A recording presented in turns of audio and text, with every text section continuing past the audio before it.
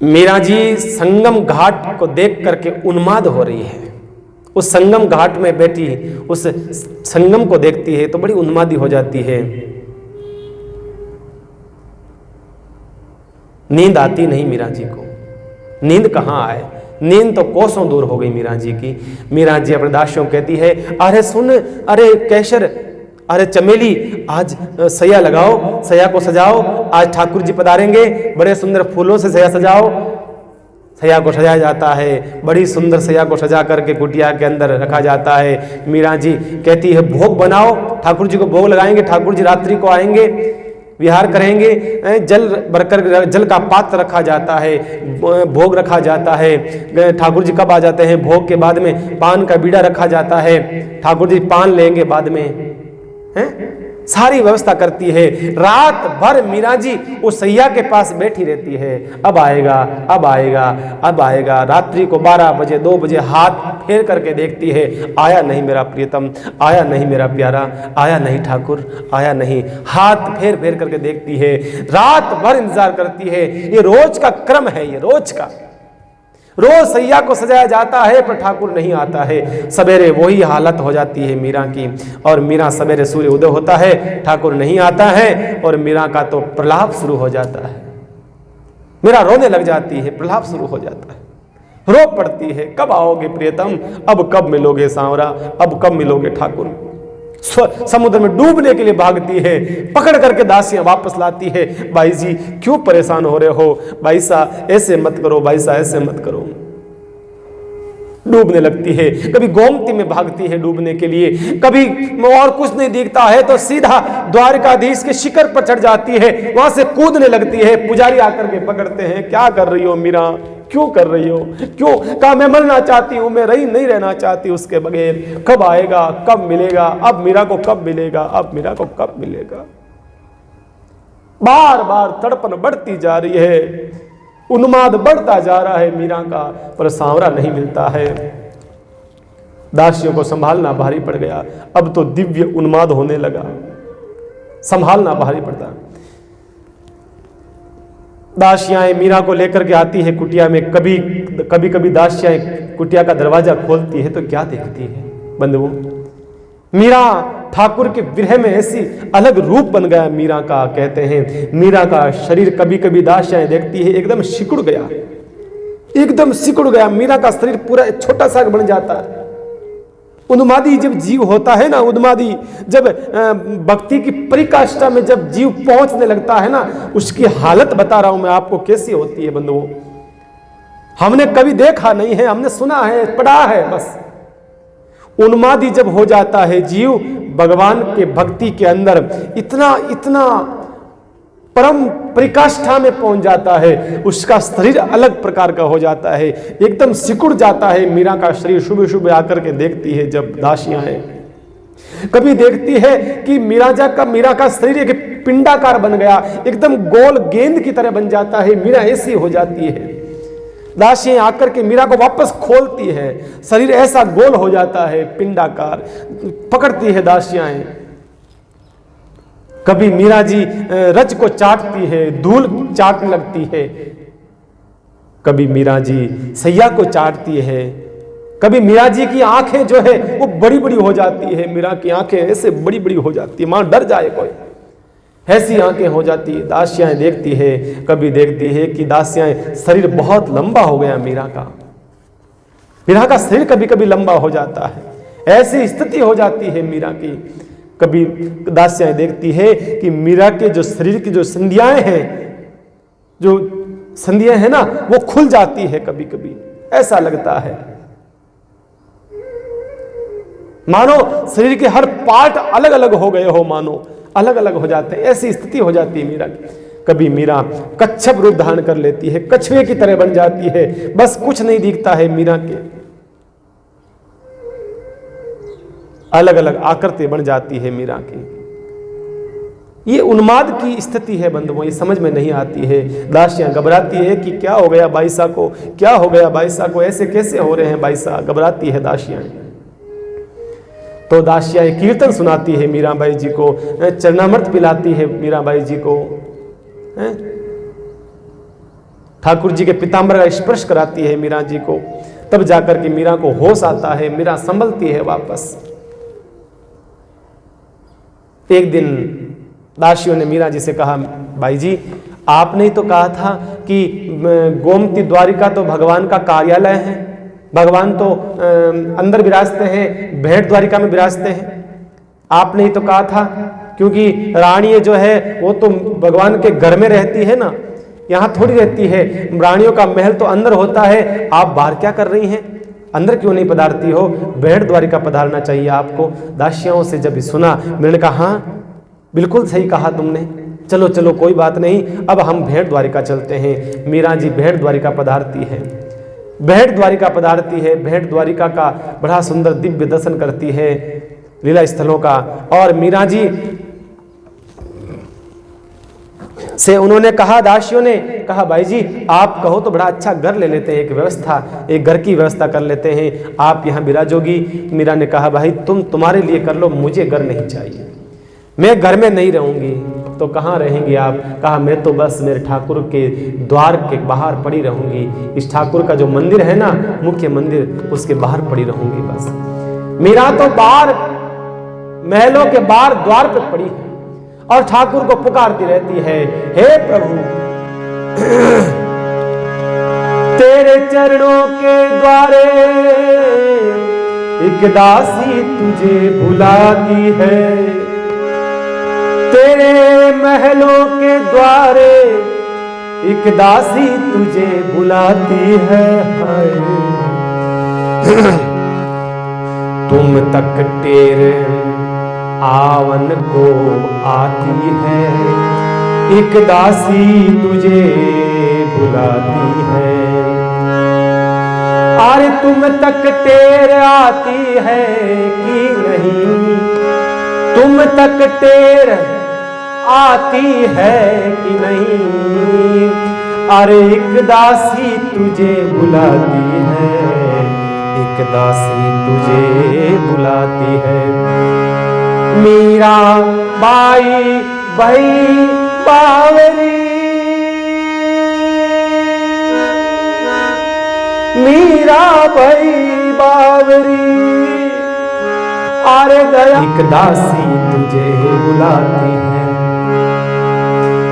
तेरे महलों के द्वारे एक दासी तुझे बुलाती है, एक महलों तेरे महलों के द्वारे एक दासी तुझे बुलाती है। हाय तुझे दया क्यों नहीं आती है, तुझे दया क्यों नहीं आती है, हाय तुझे दया क्यों नहीं आती है। ऐसे मीरा भाई द्वार के बाहर पड़ी रहती है बस, और कुछ नहीं दिखता बस। अब आप विचार करिए, अगर मीराबाई द्वार के बाहर पड़ी रहेगी तो दासियाएं फिर कुटिया में कैसे जा सकती है, उनको नींद कैसे आ सकती है। दासियाएं मीराबाई के साथ रहती है दिन भर। भाई ऐसी स्थिति हो गई मीरा जी की, मीरा जी को होश नहीं रहता है, मीरा जी को क्या करना क्या नहीं, बेकी बेकी बातें करने लग जाती है। उन्माद, दिव्य उन्माद की अवस्था में मीराबाई पहुंच जाती है।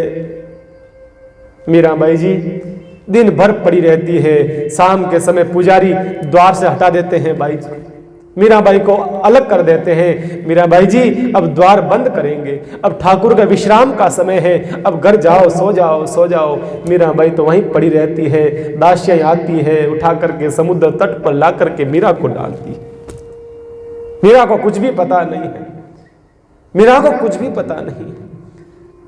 कभी समुद्र रज में लौटती है मीराबाई, कभी डूबने को भागती है। परेशान हो जाती है दासियां। किसी ने दासियों से कहा, सुनो तुम्हारी मीरा ऐसे कैसे हो रही है, का पता नहीं क्या हो गया हमारे बाई जी को, पता नहीं कैसी जीवन हो गया मीराबाई जी का। कहा एक काम करो, आप ठाकुर जी का मनोरथ करो, ठाकुर जी का मनोरथ करो, क्या पता ठाकुर जी कुछ कृपा कर दे। बाज और उन दासियों ने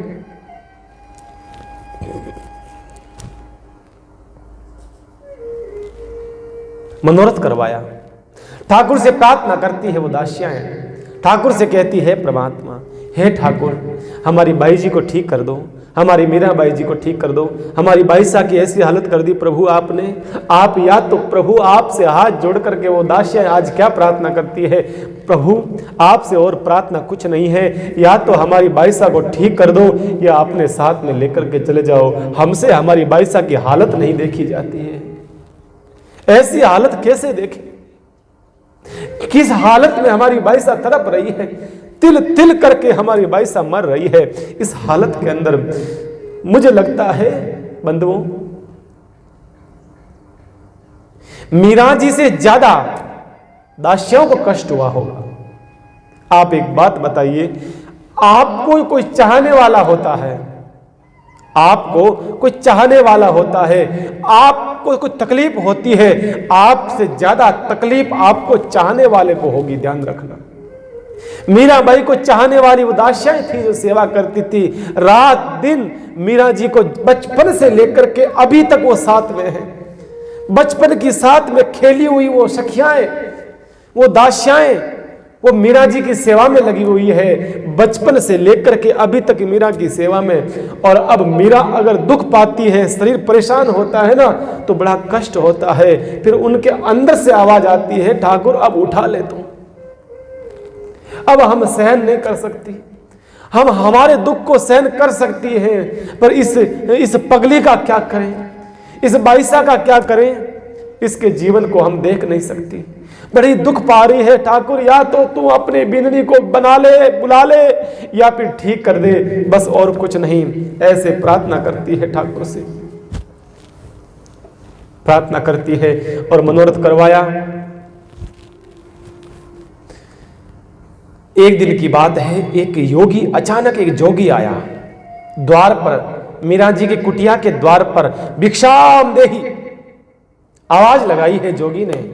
दासियाएं दरवाजा खोला है, मीरा जी तो अंदर लेटी हुई थी, उनको तो पता नहीं, होश नहीं, वो तो सुध बुध खो चुकी है। मीरा को याद नहीं है, पहली बार दिखता है नहीं, याद है नहीं, चलना फिरना होता है नहीं, शरीर काम करता है नहीं, स्वाद आता है नहीं, मतलब सारी इंद्रियाएं, मीरा जी ने अपने सारी इंद्रियों को निवृत्त हो चुकी थी। मीरा उस अवस्था में पहुंच चुकी थी मीरा बाई, अब कुछ भी पता नहीं, कुछ भी पता, कौन आया कौन गया।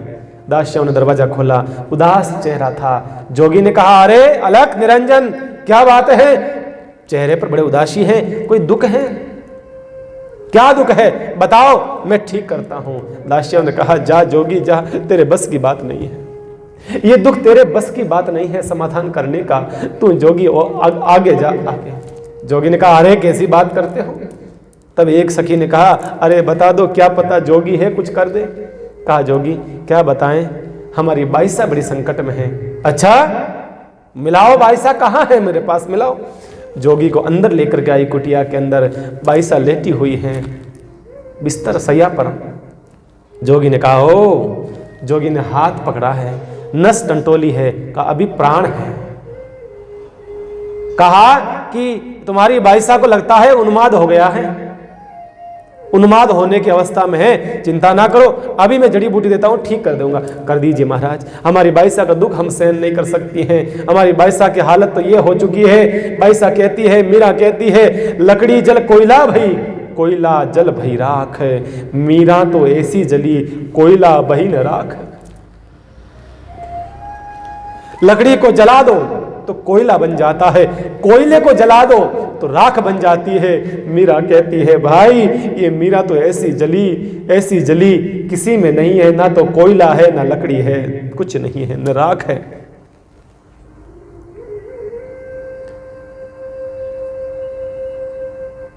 और जैसे ही दवाई दी और दवाई घस करके जैसे ही दवाई देते हैं, दवाई देने के लिए कहा, देने लगे और मीरा ने आंख खोली, कहा कौन, चेहरा देखा, जैसे ही दवाई गई अंदर और आंखें खुली और चेहरा देखा इस जोगी का, अरे कौन, मेरा प्रीतम, मेरा प्रीतम, मेरा पति, मेरा बींद आ गया, मेरा बींद आ गया। दासियों ने कहा, अरे भाई साहब कोई नहीं है, ये तो कोई जोगी है, फकीर है। कहा, अच्छा कौन है ये, कहां से आए हैं, किसने भेजा है, कहां मेरे ठाकुर कहां है। अरे जोगी ने कहा, अरे भाई साहब मैं संदेश लेके आया, आप चिंता ना करो, मुझे ठाकुर ने भेजा है, आपके प्रीतम ने मुझे भेजा है, आपको भेजा, मैं ठाकुर ने भेजा, क्या बोला, क्या संदेश दिया, कब मिलेंगे मुझे, कब आएंगे मेरे पास में, कब मुझे अपनाएंगे? प्रश्नों की जड़ी लगा दी मीराबाई जी ने। कहा अरे शांति रहो भाई साहब, आपको मिलेंगे, ठाकुर जरूर मिलेंगे।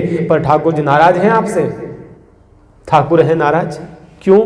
अब ठाकुर नाराज क्यों है? अब क्या चाहता है? अब क्या श्रेष्ठ रह गया कि ठाकुर इसलिए नाराज है कि तुम कुछ खाती पीती नहीं हो। तुम्हें पता है मीरा जी, आप नहीं खाती हैं तो ठाकुर भी नहीं खाता है, आप नहीं पीती हैं तो ठाकुर भी नहीं पीता है, आप नहीं सोती है तो ठाकुर भी नहीं सोता है।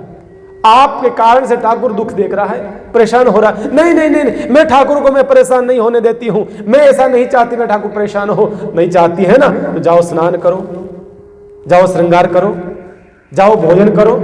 मीरा तुरंत तैयार हो जाती है, तुरंत स्नान करती है, तुरंत कपड़े पहन लेती है, तुरंत भोजन कर लेती है, पानी पी लेती है, तुरंत हो गई। दार्शनिक ने कहा जोगी आपका भला हो, हमारी बाईसा ने कितने दिन हो गए भोजन नहीं करा, कितने दिन हो गए स्नान नहीं करा, हमारी बाईसा ने, भला हो आपका जोगी, आपका भला हो। जोगी ने कहा सब अच्छा हो जाएगा। बाईसा वापस आ गई। अब बताओ ना वो ठाकुर कब मिलेगा? अब देखो ना, अब तो मैंने स्नान भी कर लिया, अब मैंने भोजन भी कर लिया, पानी भी पी लिया, कपड़े भी पहन लिए, अब बताओ ठाकुर कब मिलेगा? जोगी ने कहा अरे इंतजार करो, इतने साल हो गए आपको, कितने साल हो गए? कहा मेरे 65 साल हो गए, 65 साल हो गए ना भाई जी, इतना इंतजार करते, अब कुछ महीनों की बात है, मिल जाएगा ठाकुर आपको, मैं संदेश लेके आया हूं, मैं उनका संदेश वाहक हूं। उन्होंने कहा कि मीरा को याद करना। कहा अच्छा मेरे को याद करते हैं? कहा अरे कैसी बात करती हो, रुक्मणी से आपकी चर्चा करते हैं। वो क्या कहते हैं, वो कैसे बोलते हैं, मेरा नाम लेते हैं? कहा कि बिल्कुल। कहा क्या बोलते हैं? कहा मीरा मीरा मीरा। कहा मेरा नाम लेते हैं, मीरा मीरा मीरा ऐसे बोलते हैं। अब तो मीरा अपना नाम रटने लगी, कृष्ण का नाम भूल गई, मीरा अपना नाम रटने लगी, ठाकुर का नाम मुख से लिया हुआ नाम अपना ही नाम रटने लगी, मीरा मीरा। अब तो वो उस जोगी के साथ में रहने लगी, वो जोगी के साथ में कथा सुनाता वो जोगी, और मीरा के घुमाने ले जाता, कभी बगीचे में, कभी यहाँ कभी वहाँ। मीरा उसके साथ कथा सुनती, बड़े प्रेम से रहने लगी, चिंता कम हो गई, उन्माद कम हो गया। दासियों ने कहा जोगी का भला हो, हमारी बाईसा को थोड़ा सा तो होश दिलाया। कथा सुनाता वो जोगी। एक दिन तो काफी महीने हो गए, एक दिन बोला जोगी ने अब मैं चलता हूँ, अब मुझे जाना होगा, क्योंकि चलता पानी भला और जोगी भला। चलता अच्छा लगता है ना, संत और पानी, इसलिए किसी एक स्थान पर नहीं रहना चाहिए। अब मैं चलता हूं। कहा नहीं नहीं नहीं नहीं, आप कहां जा रहे हैं? आप तो मेरे आधार हैं, मेरे लिए संबल बन गए हैं आप, तो आप नहीं जा सकते। कुछ महीने और रोके, अंत में तो फिर जोगी ने जाने की तैयारी कर ली, अपना दंड कमल उठाया, चलने लगे। मेरे रोकने चाह, रुको रुको, ठहरो ठहरो। जोगी ने कहा नहीं जाऊंगा, और पकड़ने लगे। इतने में तो वो जोगी अंतर ध्यान हो गया, सामने द्वारिकाधीश भगवान प्रकट हो गए। मीरा ने कहा ओ आप, हे प्रिया प्रीतम, हे ठाकुर, हे प्रभु, हे मीरा बिंद, ऐसे करके ठाकुर को पकड़ना चाहती है। ठाकुर अंतर ध्यान हो जाता है, ठाकुर अंतर ध्यान हो जाता है। वो जोगी नहीं था, वो ठाकुर था। उस समय के लिए मीरा जी को, उन्माद को कम करने के लिए ठाकुर आया था। ठाकुर पुनः अंतर ध्यान हो जाता है, और वही हालत मीरा जी की वापस हो जाती है। दासियों ने मनोरथ करा था, ठाकुर जी से प्रार्थना करी, इसलिए ठाकुर जी पधारे थे जोगी के रूप में। अब ठाकुर को लगने लगा अब मीरा किसी खिलौने से बहकने वाली नहीं है, अब मीरा की हालत ऐसी हो गई है, अब किसी खिलौने से मानने वाली नहीं है। अब तो मुझे जाना ही पड़ेगा, अब मुझे दर्शन देना पड़ेगा। अब जोगी के मिलने के बाद में मीरा जी का उन्माद और बढ़ गया, और बढ़ गया। मीरा की हालत और खराब होने लगी। अब तो मीरा पागलों की अवस्था में आ गई। पागलों की जो चरम सीमा होती है ना, मीरा उसमें पहुंच गई। मानो दिन रात रोती रहती और कहती है प्रभु ए बाला में बेरागण भई, ए बाला में बेरागण भई, बाला में बेरागण भई, जिस विध मेरा सावरा रीजे तिस विध में रिजाऊं, हे बाला बेरागण भई। अब तो मीरा ऐसी हो गई, एक दिन मीरा गई, अपने अपने लंबे बालों को, लंबे केसों को हटा दिया, उतरवा दिया, मुंडन करवा दिया मीरा ने। वस्त्रों को फाड़ने लगी, अपने ही वस्त्रों को फाड़ रही है मीरा, अपने आप को नोचने लगी। कब मिलोगे प्रभु प्रियतम, कब मिलोगे? अपने ही नखूनों से नोचने लगी अपने शरीर को। उन्माद की दिव्य अवस्था में मीरा बाई अब पहुंच जाती है। भिक्षा मांगती है, घर घर जाकर के भीख मांगती है। गिरवे कपड़े पहन लिए मीरा जी ने। ऐसी स्थिति मीरा की हो गई। 65 साल की मीरा की अवस्था हो गई। एक दिन मीरा समुद्र तट पर पड़ी थी। उसी समय मीरा जी को रात्रि का समय था और मीरा जी को रात्रि के समय में क्या देखती है?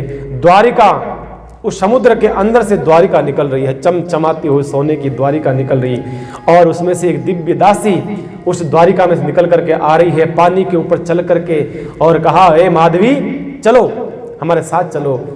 मीरा ने कहा, ये कौन है? चुपचाप माधवी उस दासी के साथ रवाना हो जाती है और लेकर के सीधी वहां द्वारिका के उन महलों में लेकर के जाती है। बड़े सुंदर महल, अष्ट पटरानियों के बड़े सुंदर सुंदर महल सजे हुए हैं। सोने की द्वारिका, सोने के खंबे, सोने के दरवाजे, चांदी के दरवाजे, हीरे मोतियों से जगमग जगमग कर रहा है द्वारिका का वो महल। रानियों का जैसे पधारती है, अष्ट सखियों को, अष्ट पटरानियों को देखती है, पूछती है, ये कौन है? कहा, ये रुक्मिणी जी है, सत्यभामा जी है, कालिंदिनी जी है, ये भद्रा है। जैसे देखा सबको दर्शन करा, प्रणाम करना चाहा। रुक्मिणी ने कहा, अरे बहन प्रणाम मत करो, आप तो मेरी बहन हो, आओ गले लगते हैं। अष्ट पटरानियों ने मीरा जी गले लगाया। कहा, पधारो पधारो, आपका स्वागत है, आओ। आप इतनी क्यों परेशान होती हो? कहा, मुझे कब मिलेगा मेरा प्रभु ठाकुर, कब मिलेगा? कहा, चिंता ना करो, बहुत जल्दी मिल जाएगा। आओ, अब कुछ दिन और इंतजार करिए आप, बहुत जल्दी मिलेगा। और क्या करा?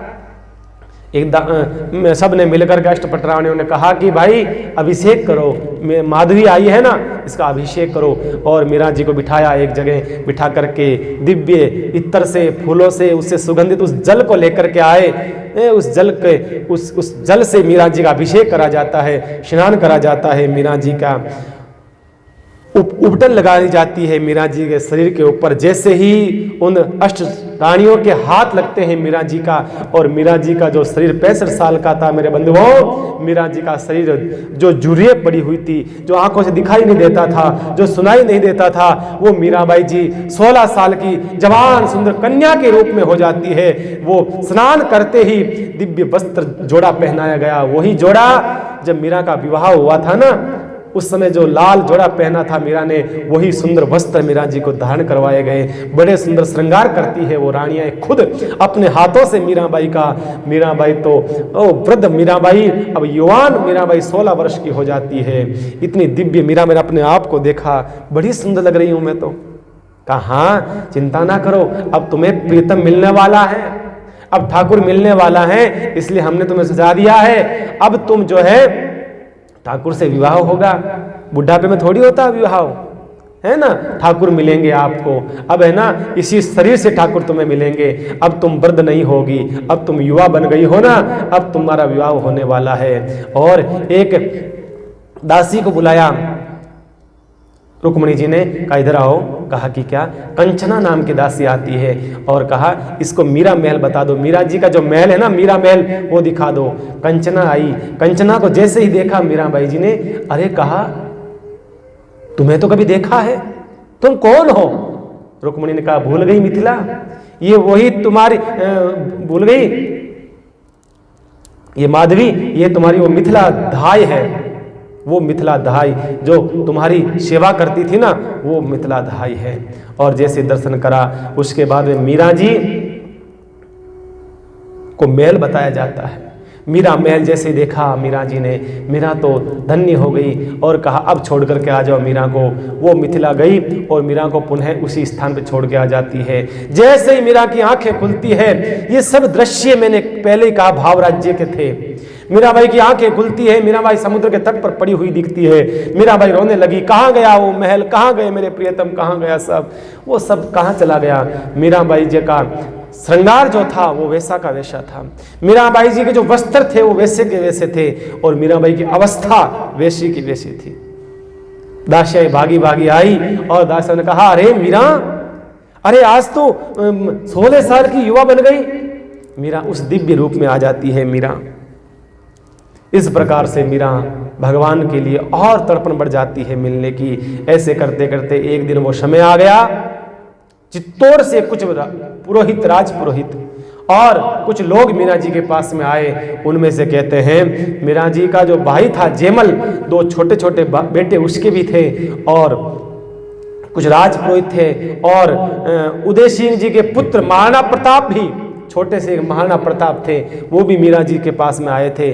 और राज पुरोहित ने आकर के मीरा जी को प्रणाम करा है और कहा देवी, कहा कौन है आप, कहाँ से आए हैं। मीरा सब भूल चुकी थी, मेड़ता कौन सा चित्तौड़ कौन सा मेड़ता भूल चुकी थी मीरा जी। कहा आप कौन हैं। कहा देवी हमें नहीं पहचाना, हम चित्तौड़ से आए हैं, उदय सिंह राणा उदय सिंह का पत्र लेकर के आए हैं। आपने जब से चित्तौड़ छोड़ा है ना, तब से उसमें अकाल पड़ने लगा है। मुगलों ने अतिक्रमण कर, मुगल जो है अधिकार करना चाहते हैं, चारों ओर लूटपाट हो रही है, अत्याचार बढ़ गया है, पापाचार बढ़ गया है, आप कृपा करें पुनः पधारे चित्तौड़ की धरती के ऊपर। कहा अब कैसे आ सकती हूँ, जो सरिता समुद्र में मिल जाती है पुनः लौट करके नहीं आती है। कहा कि ऐसा मत करिए, हमें भेजा है उदय सिंह ने आपको लिवाने के लिए। मना कर दिया मीराबाई जी ने। कहा नहीं, अब मैं नहीं चल सकती, अब पुनः कैसे चल सकती हूं, मैं यहां पहुंच चुकी हूं, अब मैं पुनः नहीं जा सकती। प्रार्थना करी राज पुरोहित ने। महाराणा, छोटे से एक महाराणा प्रताप, वो प्रणाम करते हैं मीरा जी को। वो छोटे छोटे जेमल के जो पुत्र थे वो मीराबाई जी को प्रणाम करते हैं। मीराबाई जी ने सबको आशीर्वाद दिया, का चिंता मत करो, मेरा आशीर्वाद है, मैं तो नहीं चल सकती, अब द्वारकाधीश के यहाँ आ गई हूं ना, अब संसार की ठोकर लगी है तो ठाकुर के चरणों में आ गई हूं ना, अब नहीं जाऊंगी मैं, मेरा आशीर्वाद है, भगवान सब अच्छा करेगा, आपके सब भंडार भरेंगे, आपके दुखों का दूर होगा, आपका मुगलों को आतंक से मुक्त होगा, राजस्थान को मेरा आशीर्वाद है, चित्तौड़ को मेरा आशीर्वाद है, पूरे भारतवर्ष को मेरा आशीर्वाद, आप सुखी रहें, यशस्वी हो, सब सुखी रहें, बस ये बोल दिया, मेरा आशीर्वाद है।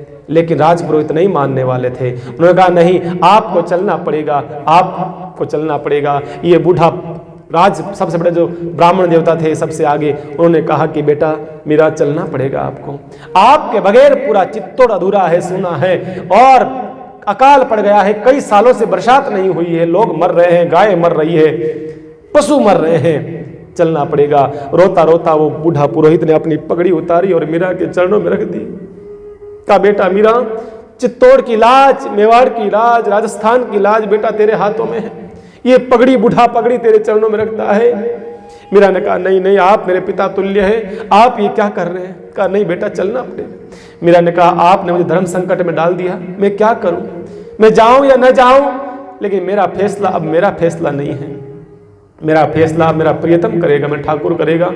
3 दिन हो गए भूखे प्यासे, वो लोग मीरा की कुटिया के बाहर बैठे रहे, हम प्राण छोड़ देंगे पर जाएंगे नहीं आपको लिए बगैर, आपको साथ में लेकर के ही जाएंगे।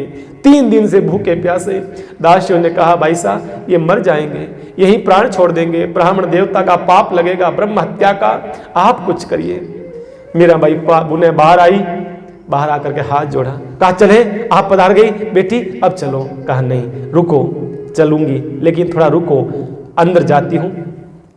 मीराबाई अंदर ठाकुर के सामने गई और ठाकुर से प्रार्थना करी, ठाकुर अब तू बता क्या करूं, मैं जाऊं या न जाऊं, मैं जाऊं तो तुमसे दूर हो जाऊंगी, मैं नहीं जाऊं तो ये बूढ़ा ब्राह्मण, ये लोग बाहर से जो आए थे वो मारे जाएंगे, सब मर जाएंगे, तड़प तड़प कर भूखे प्यासे, मुझे क्या करना चाहिए। अब मीरा ने तानपुरा उठा लिया, मीरा ने करताल उठा ली, मीरा अपनी कुटिया से निकल चुकी है मेरे बंधुओं। अब फैसला मीरा कहती है अब ठाकुर के हाथ में है, मैं ठाकुर को पूछती हूँ, ठाकुर जो जानता है। मीरा ने तानपुरा लिया, करताले ली, मीरा चल पड़ी, अपनी कुटिया से उठी है, द्वारे से बाहर निकली है। मीरा के पीछे पीछे वो दासिया, चंपा, चमेली, केसर और चमेली, और वो जो राजपुरोहित, वो जेमल के पुत्र, वो छोटा महाराणा प्रताप, वो सब उनके मीरा के पीछे पीछे मीरा चलने लगी, द्वारकाधीश भगवान की तरफ बढ़ रही है। और आज वो घड़ी है, आज वो समय है, आज द्वारकाधीश के, द्वारका के लोग सोच रहे हैं हमारी मीरा जाएगी या रहेगी। द्वारका के लोग, सारे लोग देख रहे हैं, मीरा को पीछे पीछे चल रहे हैं। आज क्या फैसला करेगा, आज द्वारकाधीश क्या फैसला करने वाला है, आज या तो मीरा रहेगी या मीरा जाएगी, दो में से एक होगा। और मीरा चली, मीरा आई, मीरा ने द्वारकाधीश की परिक्रमा करती है। पहले परिक्रमा करके मीराबाई द्वारकाधीश के दरवाजे के सामने आकर के हाथ ऊंचा करके ठाकुर से कहती है, ठाकुर अब तू बता, परमात्मा क्या इच्छा है, तू क्या चाहता है, ठाकुर क्या चाहता है। और जैसे ही भगवान का तो शयन का समय था, दोपहर का समय था, उसी समय भगवान के पट तो मंगल थे ही, बाहर पुजारी बैठे थे। मीरा जैसे ही सीढ़ियों में चढ़ने लगी और घंटियों की आवाज स्वतः आने लगी। सारी घंटियां स्वयं हवा के वेग से हिलने लगती है, अपने आप बजने लगती है। और मंदिर के अंदर बजा रखा हुआ शंख स्वयं बज उठता है। मीरा आगे बढ़ी, एक एक सीढ़ी चढ़ रही है। मीरा भगवान के सामने हाथ जोड़ के खड़ी है आकर के सामने, और मीरा ने प्रार्थना करी, ठाकुर बता क्या करूं। उसी समय कहते हैं जोर से गर्जना होती है और दरवाजे खुलते हैं। द्वारकाधीश भगवान के दरवाजे जैसे ही खुले, पूजा देखा कि क्या बात है, ठाकुर के दरवाजे बिना समय कैसे खुल गए हैं। सारे लोग मीरा के ऊपर दृष्टि देखे हुए हैं। जोत जल उठती है, घंटी बजने लगती है, दरवाजे खुल जाते हैं। मीरा कहती है, प्रभु बता क्या करूं, हे प्रभु बता क्या करूं। अंदर से आवाज आती है, दो भुजाएं निकल करके आती है, मीरा अब संसार में जाने की आवश्यकता नहीं है, मेरे पास पहुंच गई है ना, अब तू मेरे पास में आ जा, आ मीरा आ। और कहते हैं दोनों भुजाएं बाहर आती है, उस मूर्ति में से प्रकट होते हैं भगवान दुल्हे के रूप में प्रकट होकर के मीरा से कहते आजा मीरा। और मीरा दोनों हाथ बढ़ाती है, ये दोनों एक तारा एक सखी को देती है, एक करताल एक सखी को देती है। दोनों छोड़ करके मीरा आगे बढ़ी। देखते ही देखते संसार के लोगों के सामने कलयुग के अंदर ऐसी बहुत बड़ी घटना होने जा रही है, और भगवान अपने हाथों के अंदर, भुजाओं के अंदर मीरा को समाहित करके और मूर्ति के अंदर समाहित हो जाती है मीराबाई। इस प्रकार से मीराबाई अपनी लीला को समेट देती है। बोलिए द्वारकाधीश भगवान की जय। इस प्रकार से मीराबाई लीला को समेट करके सदा सदा के लिए ठाकुर में विलीन हो जाती है। और जब मीराबाई समा गई तब पंडे पुरोहितों ने और जो बाहर से आए थे उन्होंने पकड़ना चाहा, मीरा को पकड़ने के लिए भागते हैं, लेकिन मीरा की चुनरी हाथ में आती है और कुछ नहीं आता है। मीरा समाहित हो गई। चुनरी को जब खींचा जाता है तो क्या देखता है, वो ठाकुर का जो पटका था, जो पीतांबर था पीला, उस पीतांबर से गठजोड़ हो रखा है बंधुओं, गठजोड़ हो रखा है। दुल्हे के रूप में ठाकुर तो दुल्हनिया लेकर के चले गए, ठाकुर चले गए। जब उनकी चमेली और केसर आदि वो उनको ढूंढने आती है मंदिर गर्भगृह में, वो ने देखा मीरा जी चली गई, अदृश्य हो गई मीरा जी। वो भी अपने प्राण वहीं छोड़ देती है, वो भी मीरा की याद कर करके वो भी चली जाती है। इस प्रकार से मीराबाई जी ने अपनी लीला को समेट दिया। मीराबाई जी पधार जाती है विक्रम संवत 1627 के दिन, अक्षय तृतीया के दिन मीराबाई जी भगवान में मूर्ति में समाहित होती है। इस प्रकार से आप लोगों ने बड़े प्यार और प्रेम से मीरा जी का चरित्र सुना। आप सबको बहुत बहुत धन्यवाद और साधुवाद। भगवान की अनंत कृपा का ये प्रसाद है बंधुओं, इतना विस्तार से आप लोगों ने बड़े प्रेम से सुना। मीरा जी का चरित्र बड़ा दिव्य और बड़ा ही अद्भुत चरित्र है बंधुओं। इस कलिकाल के अंदर तो मीरा जी का चरित्र जीवों का बेड़ा पार करने के लिए होता है। कल से हम रामचरितमानस की कथा का रसास्वादन करेंगे। बड़ी प्यारी राम जी की कथा, आप लोग बड़े प्रेम से और भाव से कथा सुनते रहें और लोगों को भी सुनाते रहें। मेरा यही सबसे निवेदन है आप लोगों से कि कथा को आगे से आगे जरूर शेयर करें, आप आगे से आगे लोगों को जरूर सुनाएं। राम कथा सबको समझ में आएगी आपको, क्योंकि बड़ी सरल भाषा में है ना राम कथा। आप लोग बड़े प्यार और प्रेम से राम कथा को सुनिएगा। इसी मंगल कामना के साथ में आज की कथा यहीं विश्राम लें।